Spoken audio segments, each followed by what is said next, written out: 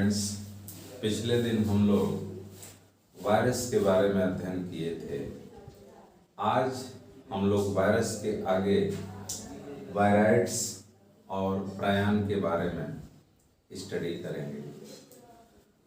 Virus, प्रायन्स और viroids ये बहुत इम्पॉर्टेंट होते हैं।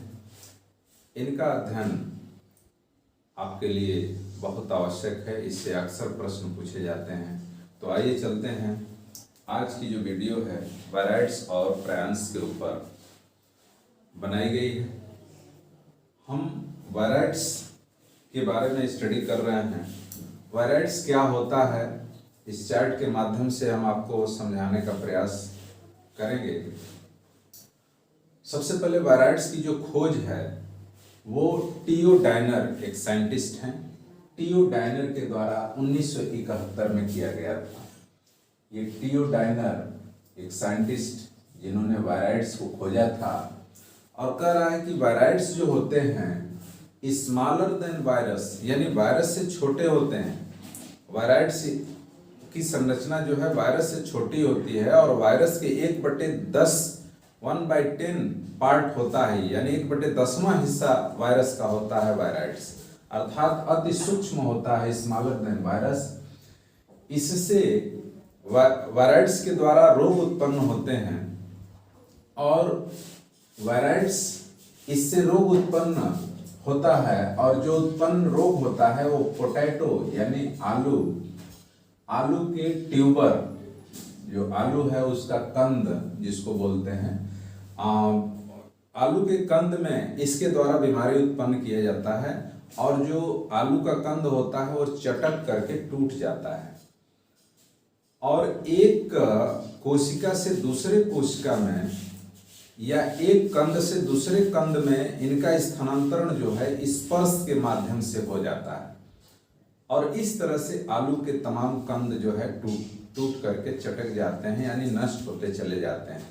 वायराइड्स वायरस से काफी छोटा होता है और कह रहा है कि ये आरएनए का छोटा अणु होता है, यानी आप कह सकते हैं कि वायराइड्स जो होते हैं वो आरएनए के छोटे अणु होते हैं। छोटे छोटे कण होते हैं या अणु होते हैं।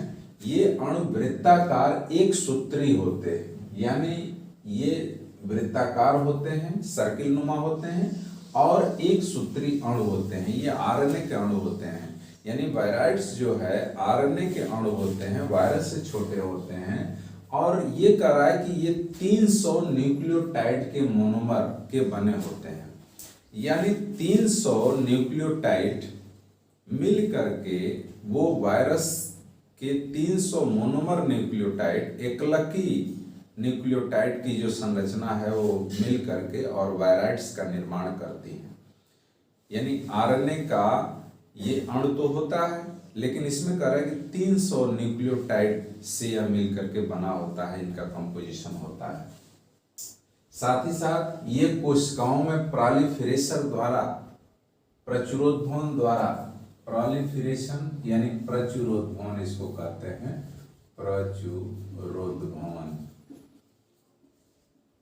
प्रचुरोद्भवन के द्वारा ये अपनी संख्या को बढ़ाते हैं। जैसे प्रवेश करते हैं, चाहे आलू का कंद हो या ये आपका नारियल में भी ये केसेस मिली हैं। तो ये कोशिका के अंदर जैसे ही प्रवेश करते हैं ये प्रोलिफरेशन के द्वारा अपनी संख्या को बढ़ाते हैं और संख्या बढ़ा करके रोग उत्पन्न करते हैं। अगर हम संरचना की बात करते हैं तो आरएनए का जो मतलब वायराइड्स की जो संरचना होती है वो बताया गया है कि वायराइड्स आरएनए का नग्न अणु होता है, यानी इसके चारों तरफ से प्रोटीन की खोल नहीं होती है। These are not covered by protein layer, ठीक है। आउटर कवरिंग जो होती है इनकी प्रोटीन की लेयर के द्वारा नहीं घिरी होती है, बल्कि ये आरएनए के नग्न अणु होते हैं।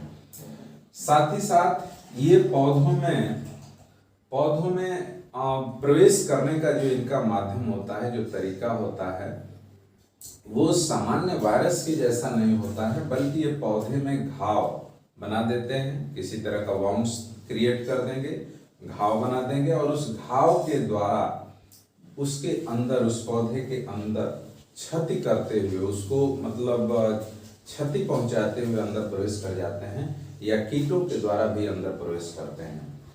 इनका आणविक भार जो मॉलिक्यूलर वेट होता है, ये मॉलिक्यूलर वेट आणविक भार जो होता है 246 से 399 होता है। ये मतलब आणविक भार जो है कम होता है, और 246 से 399 ये न्यूक्लियोटाइड से मिलकर के बना होता है। ठीक है, आणविक भार कम होता है और 246 से 399 न्यूक्लियोटाइड मोनोमर से मिलकर बनता है। कह रहा है कि कुछ वायरसेस के विपरीत वायराइड्स को सहायक वायरस की आवश्यकता नहीं होती है।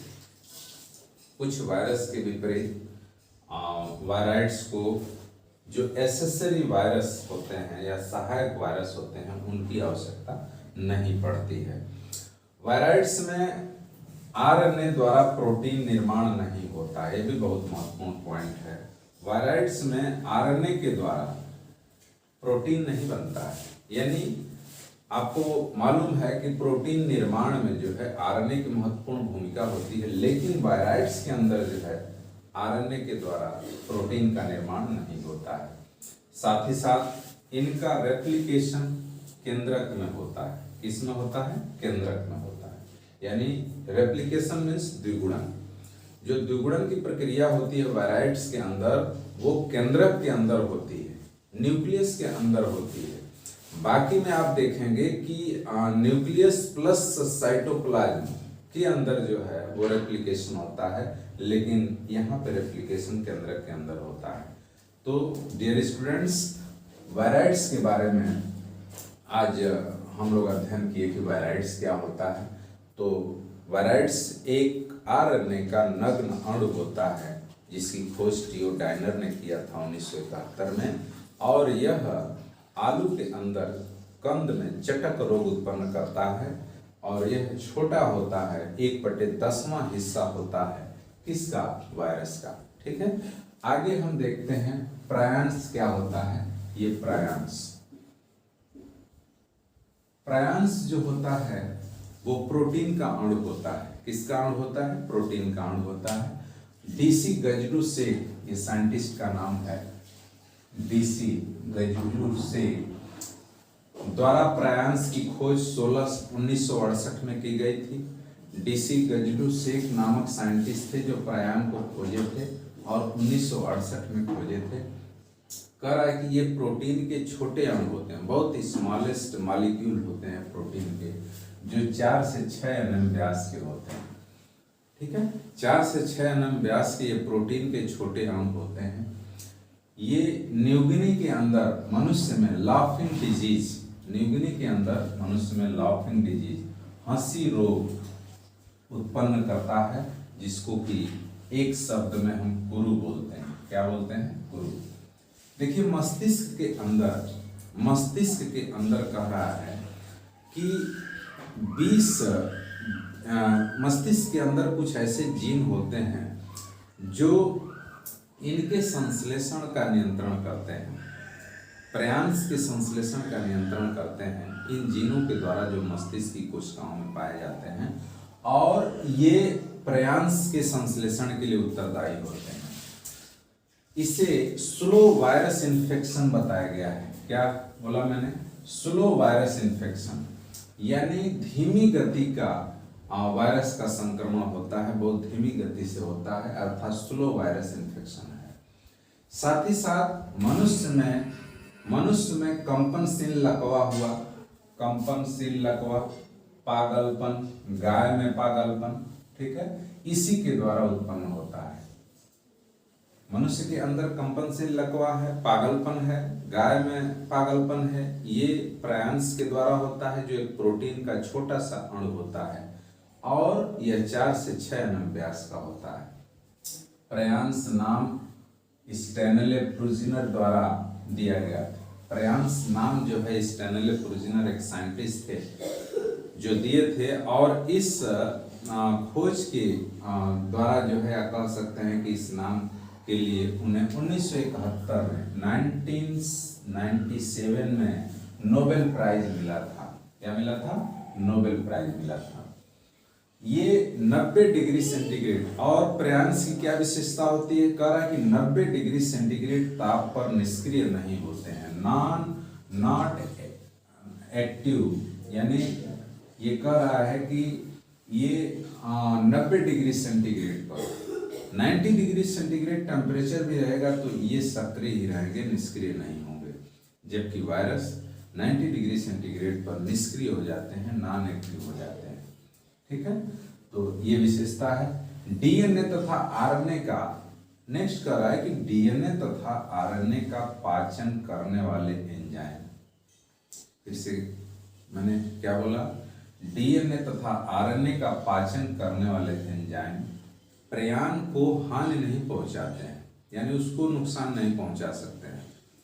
जो एंजाइम डीएनए और आरएनए का पाचन करते हैं वो प्रयाण को नुकसान नहीं पहुंचा सकते हैं, उसको डाइजेस्ट नहीं कर सकते हैं। तो ये इनकी विशेषता होती है, डीएनए और आरएनए का पाचन करने वाले एंजाइम प्रयाण को हानि नहीं पहुंचा सकते हैं। प्रयाण जो होता है वो यूरिया तथा फिनोल के प्रति, क्या बोला मैंने? यूरिया तथा फिनोल के प्रति संवेदनशील नहीं होते हैं, यानी ये सेंसिटिव नहीं होते हैं, संवेदनशील नहीं होते हैं। यूरिया और फिनोल के साथ अगर इनको आप रखेंगे या इनके इनको उसके साथ जो है मीडियम में रखेंगे तो उसके प्रति ये संवेदनशील नहीं होते हैं। नेक्स्ट, प्रयाण में अमीनो एसिड का सीधे जुड़ाव होता है। प्रयाण में अमीनो एसिड का क्या होता है? सीधे जुड़ाव होता है, यानी प्रयाण जो है अमीनो एसिड से डायरेक्ट जुड़ा होता है। प्रयाण की उपस्थिति प्लांट में करा कि नहीं देखी गई। प्रयाण जो है प्लांट के अंदर, पौधे के अंदर नहीं पाए जाते हैं, है ना। केवल ईस्ट में इसकी पुष्टि हुई है कि ईस्ट के अंदर प्रयाण जो है वो पाया जाता है, बाकी किसी प्लांट के अंदर प्रयाण की उपस्थिति नहीं अब तक वैज्ञानिकों द्वारा देखी गई है।